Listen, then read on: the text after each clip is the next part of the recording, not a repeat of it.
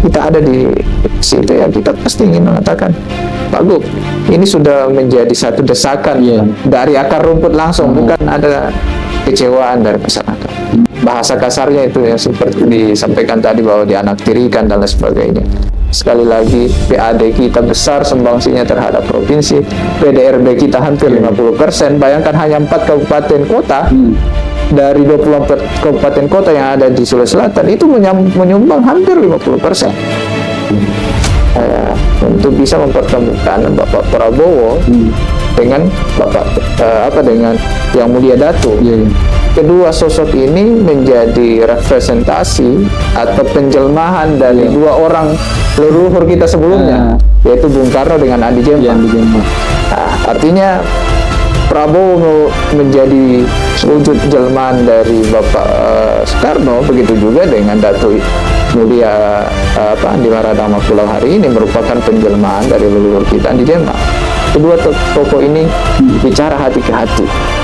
Artinya disitulah masuk titik poin berbicara secara historis, bahwa dulu ada janji sejarah yang diucapkan oleh Bung Karno terhadap Tanah Luwu. Nah,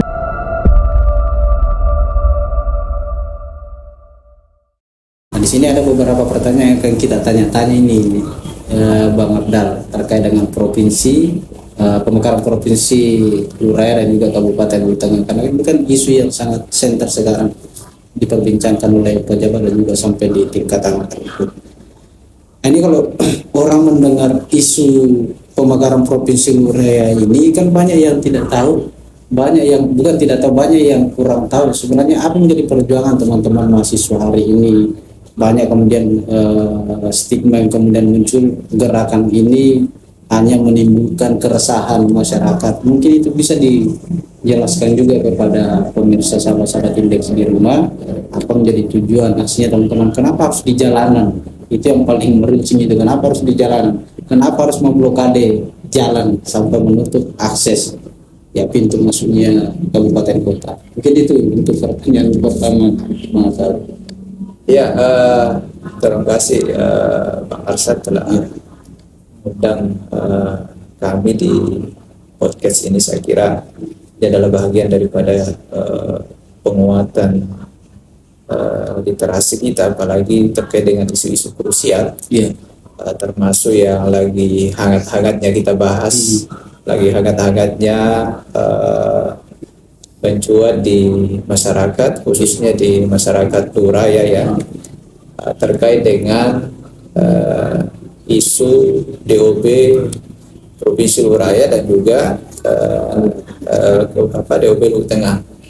Nah, saya kira pertanyaan Bang Arsyad tadi terkait dengan gerakan yang tengah dilakukan oleh teman-teman mahasiswa, dan saya kira bukan hanya mahasiswa ya.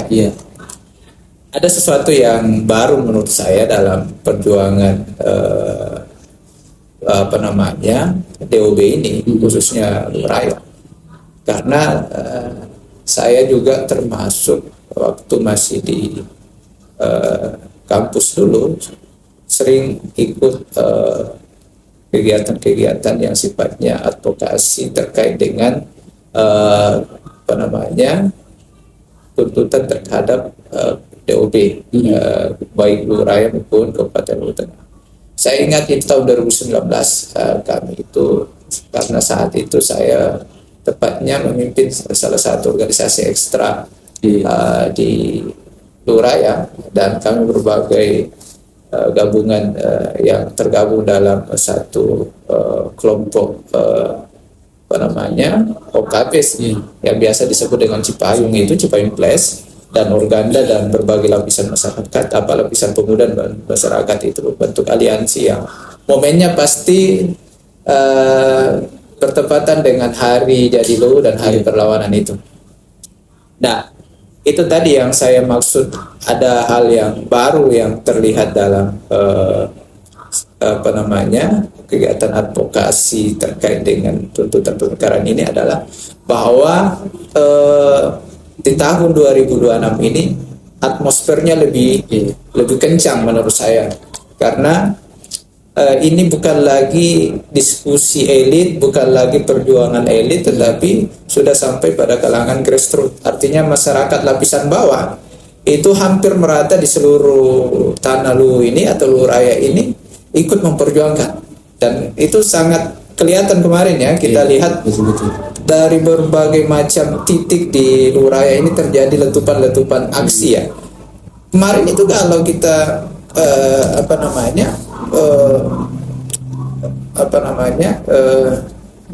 lihat secara mendalam, saya kira ini sudah menjadi satu kemajuan pesat dalam perkembangan terhadap bagaimana kita ingin satu cita-cita utama kita di masyarakat Tanah Luwu, yaitu DOB Luwu Raya. Nah, masuk kepada pertanyaan intinya terkait dengan bagaimana sih sikap kita dengan aksi-aksi ini. Saya kira kan ini sekali lagi ini merupakan puncak dari perjuangan teman-teman yang sudah bertahun-tahun. Bahkan kalau kita berbicara tentang Luwu Raya ini sudah menjadi perjuangan yang puluhan tahun malahan ya. Karena ini menjadi satu janji sejarah yang pernah diucapkan oleh kepala negara kita, yaitu Bung Karno terhadap leluhur kita, yaitu Andi Jema. Dan itu terus mengkristalisasi setiap tahun dalam momen-momen seperti kemarin, momen Hari Jadi Luwu dan Hari Perlawanan Rakyat Luwu. Dan saya kira itu tadi, saya lihat ada hal yang baru di 2026 ini, bahwa setiap lapisan masyarakat itu cukup antusias.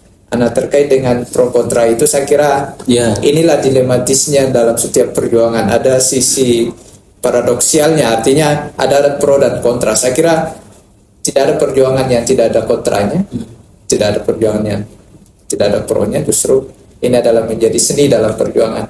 Tinggal kita bagaimana jangan terlalu terbawa arus, dan saya kira perjuangan ini tetap harus jalan. Barangkali begitu, Bang Arsad. Jadi itu jawaban ya, alasan yang menjadi substansi perjuangan pemekaran Provinsi Luwu Raya juga Kabupaten Luwu Tengah ini. Mengapa mahasiswa dan masyarakat harus memblokade jalan? Tentunya ini menjadi upaya yang kemudian dilakukan oleh teman-teman mahasiswa. Jadi bukan melumpuhkan ekonominya, ya bukan melumpuhkan jalur ekonomi atau apa. Tapi ini juga sedikit pengabdal, karena ada juga dari teman-teman masyarakat kemarin meminta kalau bisa ya blokade ini kecualikan juga untuk truk Pertamina, tabung gas apa semua. Bagaimana pendapatnya dengan yang seperti itu? Ya, saya kira ini memang teknis perjuangan teman-teman yang ada di bawah ya, bagaimana melihat situasi dan kondisi. Paling tidak memang aksi itu suatu yang menjadi goal mainnya kita. Tujuan utama kita adalah menarik perhatian publik, khususnya kalau dalam advokasi perjuangan pemekaran DOB ini adalah perhatian pemerintah pusat. Nah, saya kira kan perjuangan-perjuangan setiap tahun kita lakukan ini dan masih kurang terekspos oleh pemerintah pusat, belum disikapi secara serius, belum ada atensi yang kuat dari pemerintah pusat, sehingga setiap kita melakukan aksi pasti kita mencari cara yang tepat, walaupun itu tadi ada pro kontranya, tetapi sekali lagi ini adalah metode kita untuk betul-betul bagaimana mencari perhatian pemerintah pusat yang setiap tahun kita berjuang, namun sampai hari ini semacam ada titik buntu ya terkait dengan perjuangan ini. Saya kira terkait itu hal yang teknis, dan memang tinggal teman-teman di bawah bagaimana mengkondisikan terkait ini, misalnya apakah di lockdown secara total atau hal-hal yang sifatnya kebutuhan mendasar itu bisa diperbolehkan untuk bisa lewat, dan atau bagaimana. Jadi saya kira itu hal yang teknis, tergantung bagaimana mapping perjuangan teman-teman di bawah lapangan. Jadi itu gambaran yang kemudian tinggal opsinya saja mahasiswa ini seperti apa di bawah. Cuma ada saran kalau misalkan mau blokade jalan lagi, ya paling tidak akses pokok dari masyarakat itu dibuka juga, supaya kan kasihan tongki juga kalau ya tidak ada tabung gas, mungkin mahasiswa juga akan makan tidak makan, tapi mahasiswa juga pasti membutuhkan hal-hal yang seperti ini. Intinya yang berkaitan dengan hal-hal yang sifatnya emergency tentu sangat perlu untuk dipertimbangkan untuk diloloskan, termasuk orang sakit atau ambulans yang pasti. Nah, cuma kita masuk ke dalam yang topik lebih dalam ini tentang tantangan yang kemudian dihadapi oleh teman-teman, tantangan dalam mewujudkan provinsi Lurai ini dan juga Kabupaten Tengah. Sebenarnya tantangan-tantangan yang seperti apa yang kemudian muncul menurut kita ini? Ya, saya kira memang persoalan DOB ini adalah persoalan yang sangat krusial, dan saya sering sampaikan kepada teman-teman di bawah bahwa memang kita ini menemukan satu titik buntu ya, agak sulit kita menarik benang merahnya. Kenapa saya mengatakan di tengah-tengah kebuntuan? Karena persoalan DOB ini adalah persoalan yang hari ini masih ada pemberlakuan moratorium misalnya.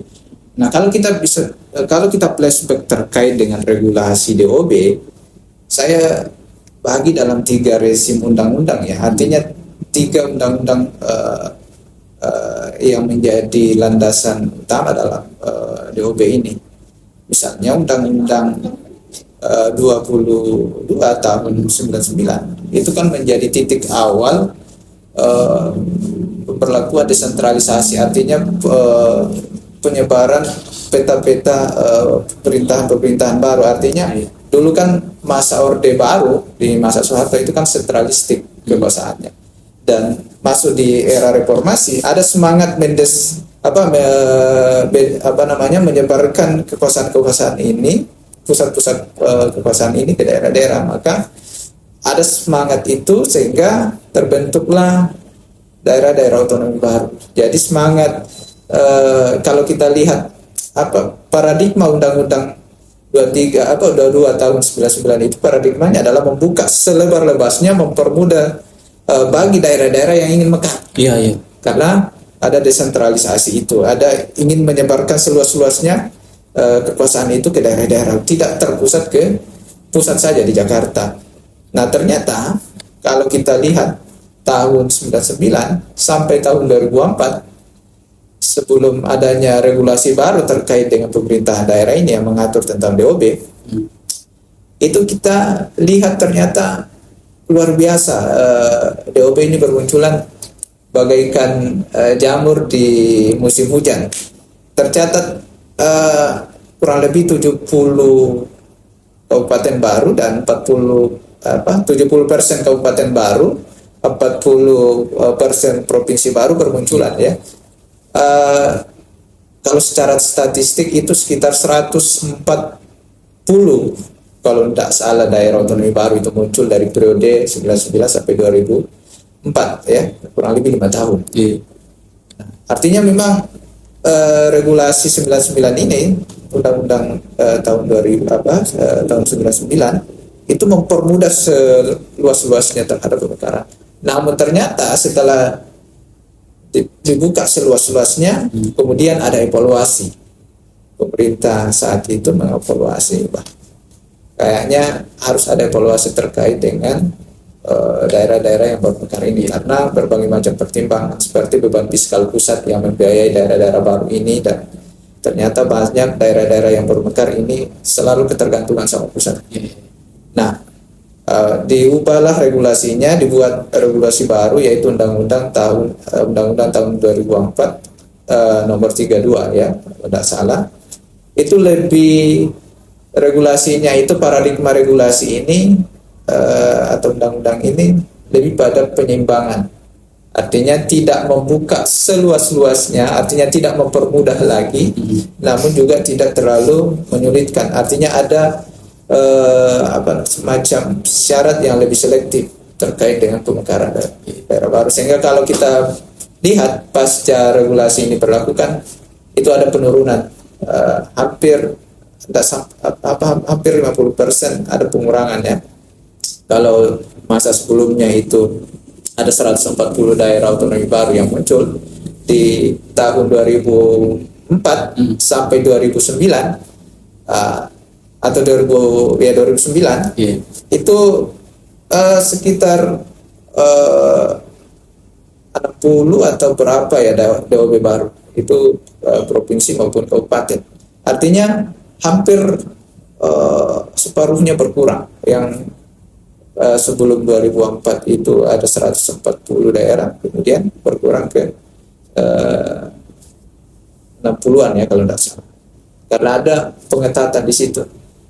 Namun ternyata setelah evaluasi lebih mendalam lagi, maka muncullah undang-undang yang paling terbaru yang masih berlaku sampai sekarang, yaitu Undang-Undang Nomor 23 tahun 2014. Nah, paradigma dari undang-undang ini bukan lagi ingin mempermudah, tetapi ingin membatasi. Membatasi sehingga kalau kita lihat praksis ya tahun 2014 sampai sekarang itu hanya 2009 ke 2014 itu ada 1-2 daerah yang bermunculan, tetapi 2014 belakangan itu tidak ada lagi kecuali di Papua itu. Itu kan otsus, otonomi khusus yang memang ada pemberlakuan khusus sehingga agak mudah, walaupun terjadi moratorium, tetapi memudahkan akses untuk terbentuknya DOB baru. Kenapa saya berbicara tentang ada 3 tahapan undang-undang ini? Saya ingin memperjelas bahwa memang Undang-Undang 2014 yang menjadi regulasi terbaru ini sangat selektif dan sangat ketat terhadap pembentukan DOB baru. Itu didukung pula dengan adanya moratorium. Artinya membatasi sementara terhadap munculnya DOB. Nah, kalau kita lihat secara spesifik ke DOB Luhur Raya, Provinsi Luhur Raya, inilah yang menjadi satu kendala utamanya, karena selain ada pengetatan di Undang-Undang 2015, kemudian ada moratorium. Hari ini kita bertemu dengan satu rezim pemerintahan baru di era Prabowo yang sangat menekankan pada efisiensi anggaran. Jadi paradigma ekonominya Prabowo ini sangat efisien karena beliau ingin membiayai proyek-proyek strategis beliau kayak MBG, apalagi nih koperasi, kemudian sekolah rakyat dan lain-lain sebagainya. Sehingga saya berpikir bahwa memang kalau misalnya Prabowo ingin membuka keran DOB ini, artinya membuka moratorium, kemudian pengusulan DOB ini kemudian bisa dianulir, bisa dijalankan, Prabowo itu berpikir, wah, yang sampai ini membebani fiskal negara lagi. Persoalannya seperti ini. Prabowo itu sangat ketat soal anggaran. Bayangkan, kita lihat begini ya, contoh sederhananya begini. Kenapa anggaran atau transfer ke daerah itu dipotong besar-besar, dan banyak daerah mengeluh soal itu. Termasuk ya hampir semua daerah provinsi maupun kabupaten kota. Yang kedua, kita lihat contoh nyatanya adalah IKN. IKN saja yang sudah ada undang-undangnya, menjadi proyek ambisius presiden sebelumnya Jokowi, itu kemudian ditunda penganggarannya. Dan yang menjadi pertanyaannya adalah, apakah Prabowo ingin membuka keran otonomi baru yang otomatis ada istilahnya saya itu membuka IKN baru. Otomatis kalau membuka keran otonomi daerah baru itu akan muncul. Itu kan di awal-awal pembangunannya, baik infrastruktur pemerintahan, belanja pegawai, itu kan masih tergantung ke pusat. Otomatis ini menjadi beban fiskal lagi di pemerintahan Prabowo. Nah, walaupun misalnya ada kajian akademiknya bahwa di wilayah ini mampu untuk membiayai itu semua, tetapi kan perlu penyesuaian regulasi dulu. Enggak serta-merta semua kemudian aset-aset itu kemudian kekayaannya itu bisa kemudian teralihkan langsung kepada pemerintahan yang baru berdiri. Tidak. Kan ada penyelesaian regulasi. Ini yang kemudian terpikirkan Prabowo. Kalau saya buka keran otonomi baru, pasti ini kan menjadi satu problem khusus dalam beban fiskal anggaran negara kan. Karena kalau dibuka satu kerannya, otomatis yang lain kan tentu juga mau ini. Karena katanya saya dengar itu ada 300, kurang lebih 300 DOB baru yang mau ngantri. Nah, otomatis semua punya alasan rasional terkait dengan ini. Artinya bukan hanya kita Luhur Raya yang punya alasan ini. Nah, ini yang menjadi pertimbangannya Prabowo berpikir-pikir tentang apakah mau buka keran otonomi baru atau tidak. Nah, inilah yang saya maksud bahwa kita menghadapi satu kebutuhan yang sangat pelik menurut saya. Di awal tadi saya jelaskan regulasinya, bahwa regulasi terbaru terkait dengan pemerintahan daerah yang mengatur otonomi daerah baru ini adalah sangat ketat, apalagi ada moratorium, ditambah lagi kita bertemu pada satu pemerintahan yang sangat selektif, sangat ketat dalam soal anggaran. Nah, mungkinkah ada DOB baru? Nah, ini yang menjadi pertanyaannya. Makanya saya berpikir memang harus ada langkah-langkah yang lain daripada langkah-langkah yang pernah kita tempuh. Perlu semacam kajian mendalam untuk meneliti atau mencari tahu bagaimana ada celah untuk bisa masuk, untuk bisa ada pemekaran daerah baru ini. Jadi itu Bang Rasad. Artinya saya ini memandang secara analisis kebijakan publik. Saya tidak masuk lagi persoalan apakah Luraya ini layak atau tidak, karena sudah banyak pandangan soal itu, sudah ada naskah akademiknya terkait dengan studi kelayakan Luraya ini. Tetapi sekali lagi itu saya tidak masuk di situ, barangkali sudah selesai persoalan itu. Tetapi yang menjadi kendala kita hari ini adalah pada persoalan regulasi dan persoalan politik elit di atas, khususnya pemerintahan Prabowo. Jadi begitu Bang Arsa. Ya, jadi yang menjadi problem juga sebenarnya ini kan ada ke calon DOB, CDOB Luhut Tengah. Yang menjadi topik kemarin juga itu terkait juga pembentukan ini Kabupaten Luhut Tengah. Orang kan banyak bertanya biasa, sudah memenuhi syarat atau tidak ini Kabupaten Luhut Tengah terbentuk. Sudah berapa luas cakupan wilayah dari Walmas, kemudian dari infrastrukturnya, kemudian finansial untuk pembentukan Kabupaten Luhut Tengah sudah terpenuhi atau tidak. Maksudnya sudah mendirikan di Luhut Tengah untuk terbentuk. Ya, sudah mendirikan di Luhut Tengah untuk terbentuk, sehingga ada perjuangan kemudian lahir dari teman-teman mahasiswa kemarin. Itu. Nah, kemudian menjadi pertanyaan lanjutannya ini, itu sekedar pertanyaan tadi yang kemudian perlu juga dijawab secara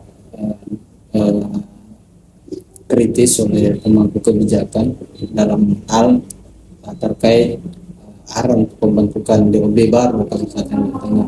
Karena juga menjadi banyak menjadi pertanyaan oleh kalangan masyarakat akar rumput. Nah, kemudian menjadi tantangan kedua ini yang harus sebenarnya dijawab oleh narasumber kita, karena beliau juga salah satu aktivis ya, tokoh perjuangan dan pergerakan di Kota Palopo dalam memperjuangkan Provinsi Luraya. Nah, ini orang juga banyak sangkut-pautkan ini pemekaran Provinsi Luraya ini apakah hanya menguntungkan para elit saja atau juga menguntungkan seluruh masyarakat, termasuk masyarakat akar rumput. Orang kemarin kan demo-demo ini ada yang tunggangi, ada yang bagikan di mereka ini mahasiswa dan masyarakat nasi bungkus, ada yang sewa masa demonstrasi. Ini kan banyak pertanyaan-pertanyaan begini yang lahir dari netizen yang tidak memahami secara substansial apa menjadi rujukan dari pergerakannya teman-teman di bawah. Itu, dan itu perlu juga diterangkan itu kepada salah satu indeks. Iya, saya kira kalau kita berbicara Luhut Tengah, ini memang tidak lepas dari semangat kita untuk memenuhi syarat. Salah satu syarat utama untuk pembentukan provinsi itu kan harus minimal ada 5 kabupaten kota yang definitif. Nah, sampai hari ini secara praktis kan baru 4, 1 kota dan 3 kabupaten. Nah, kalau kita ingin menuju pembentukan 1 DOB provinsi, maka otomatis kita harus membentuk 1 kabupaten baru. Walaupun kemarin ada wacana yang bergulir tentang bahwa ada dari daerah lain yang ingin bergabung atau bagaimana. Saya kira ini masih menjadi perdebatan di publik, dan ini ranahnya juga elit untuk mengkonsolidasi bagaimana bagusnya. Apakah memang perlu mengundang daerah-daerah lain atau memberikan akses kepada daerah-daerah lain untuk bisa ikut bergabung, karena saya kira sangat kompleks ya persoalannya. Artinya ini kalau daerah lain gabung pasti ada persoalan identitas, ada persoalan ego kedaerahan dan lain sebagainya. Artinya banyak hal yang perlu kita dalami dulu kalau persoalan itu. Nah, terkait di Lu Tengah, saya kira memang sudah banyak kajian juga untuk melihat apakah wilayah hari ini Walen Ramasi yang kemudian dicita-citakan sebagai daerah otonomi baru yaitu Lu Tengah, apakah mampu. Saya kira mampu tidak mampunya itu tergantung dengan SDM di masyarakat Walmas hari ini. Kalau secara sumber daya alamnya saya kira sangat potensial, baik di sektor pertanian, kemudian di pertambangan, kemudian di perdagangan dan jasa. Tetapi sekali lagi ini di persoalan SDM-nya, apakah kita mampu atau tidak? Karena ada kalkulasi tersendirinya dalam misalnya di tim peneliti ya, nantinya yang akan misalnya turun untuk meneliti apakah dia pantas atau tidak. Salah satunya misalnya penduduk yang produktif ya dari usia 19 sampai 60 tahun itu berapa. Artinya ada persentase demikian untuk mengukur sejauh mana SDM ini, kemudian IPM-nya bagaimana ya, indeks pembangunan manusianya gimana dan sebagainya. Dan saya kira itu yang harus kita juga kaji ya, sudah sejauh mana SDM masyarakat Walmas untuk bisa maju mandiri sebagai satu daerah otonomi baru. Tetapi menurut perspektif saya SDM Walmas itu sudah luar biasa sekali ya. Jadi ini kalau saya persoalan formalistiknya prasyarat untuk pembentukan Lu Tengah itu sebenarnya sangat sudah terpenuhi ya, sangat sudah terpenuhi. Tinggal bagaimana membawa Lu Tengah ini menjadi satu seriusan utama dari elit, apakah betul-betul diperjuangkan dengan serius atau tidak. Jadi begitu, menurut saya sangat-sangat layak ya. Jadi sisa pencabutan Antunya Mami ini cabut moratorium, jadi Lu Tengah kalau dari wilayahnya kan sudah memenuhi lah 765 kurang lebih kayaknya kilometer persegi, dengan ya infrastruktur yang cukup lumayan juga, sehingga wilayah Walendrang Lamas ini bisa dikatakan cukup layak untuk terbentuknya Kabupaten Lu Tengah. Cuma ada beberapa yang memang sangat disayangkan juga, beberapa akses jalan yang kemudian masih tertinggal ya dibanding dengan kecamatan-kecamatan lain yang ada di wilayah Lu, Kabupaten Lu. Salah satunya itu di daerah Lamasi sampai Lamasi Timur, juga di Walendrang Utara daerah Siteba. Karena di Siteba ini ada destinasi wisata destinasi prasejarah yang itu juga dikelola oleh pemerintah provinsi sebenarnya. Ada gua di situ. Ada gua Andulan.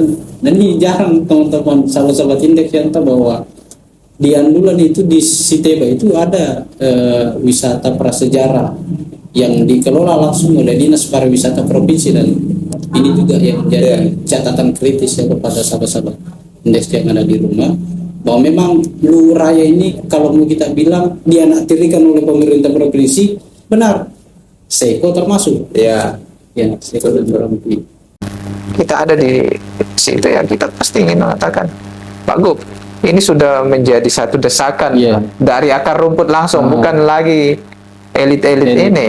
Makanya itulah yang harus Pak Gub tangkap dan baca, supaya jangan ada kecewaan dari masyarakat.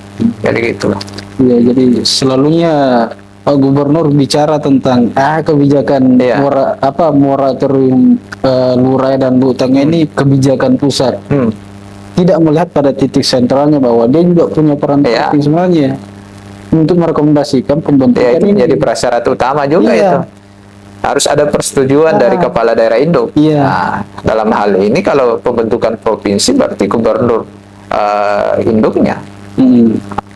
Ya, jadi itu yang jadi sahabat-sahabat indeks yang menjadi catatan kita, bahwa bukan hanya di pusat sebenarnya, tapi yang menjadi catatan penting bahwa kita memerlukan bukan hanya dari rekomendasi pejabat daerah setingkat kabupaten kota, tapi dari pihak pejabat daerah Provinsi Sulawesi Selatan, dalam hal ini juga Gubernur Andi Sudirman Sulaiman, itu perlu memberikan rekomendasi dan kalau bisa mengantarkan langsung di hadapan Presiden atau Kementerian Dalam Negeri dalam mewujudkan pemekaran provinsi, wilayah dan juga kabupaten Bulu Tengah. Saya kira itu menjadi hal yang sangat penting dan perlu untuk digarisbawahi bahwa perjuangan ini tidak serta-merta langsung ke atas pusat. Ada tahapan-tahapan yang kemudian harus dilakukan sehingga itu bisa dilakukan pemekaran. Artinya yang terakhir ini, Bang Abdal, ini kembali kita menyentuh kepada persoalan di akar rumput, ya.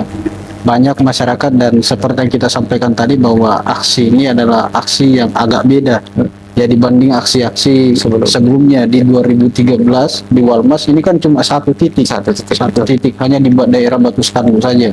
Kemudian di 2019 yang tadi itu juga satu titik itu pada saat juga momentum peringatan Hari Jadi Luwu dan juga Hari Perlawanan Rakyat Luwu. Itu kan kemarin teman-teman banyak melihat aksi ini paling di sini momentum. Setelahnya itu atau selesai daripada momentum itu pasti tidak ada lagi aksi. Nah, bagaimana kita menjawab ini? Apakah memang melihat kondisi di akar rumput ini, teman-teman mahasiswa juga, apakah memang melihat ada aksi yang kemudian dilakukan teman-teman ini bukan sebagai aksi simbolis untuk memperingati Hari Jadi Luwu dan Perlawanan Rakyat Luwu? Ya, harapannya begini, saya kira teman-teman mahasiswa, kemudian lapisan masyarakat di bawah itu sudah cukup luar biasa perjuangannya terkait dengan ini. Sebenarnya yang kita ingin tagih ini adalah keseriusan elit, bukan lagi di kalangan mahasiswa. Saya kira mahasiswa ritme perjuangannya tetap semangat mereka karena memang mereka adalah anak-anak muda. Kemudian masyarakat juga begitu. Tetapi menurut saya yang perlu kita tagih hari ini adalah keseriusan elit. Nah, disitulah titik poin utamanya sebenarnya. Sejauh mana elit ini betul-betul bisa menjadi secara kolektif jangan lempar tanggung jawab lah istilahnya. Karena sudah panas ini barang di tengah-tengah masyarakat. Jangan justru di elit ini lempar tanggung jawab, mau main aman dan seterusnya. Kenapa saya tekankan di elit? Karena saya kira bola panasnya ini pemekaran baik di OB Bulu Tengah maupun di OB Luwu Raya.